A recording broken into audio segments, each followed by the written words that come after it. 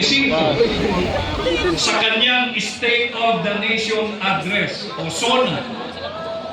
Inihayag na ni Pangulong Marcos ang mga kumpanyang nakakuha ng malalaking kontrata para sa flood control projects ng Department of Public Works and Highways na umaabot sa ang mga pinuno at kawaning bayan o pambayan ay kinakailangan na Independent Commission on Infrastructure o ICI.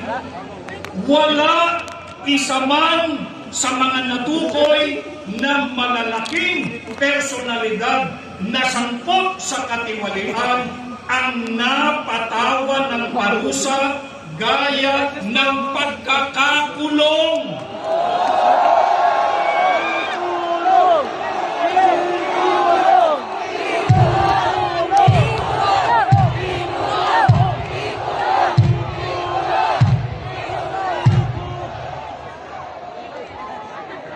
Samantalang ang pobreng si Juan de la Cruz na nahuling nangupit ng sardinas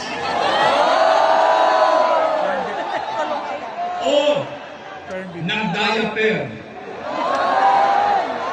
o kaya yung nagkakakrus sa daan ay kaagad nakakasuhan at naipakukulong.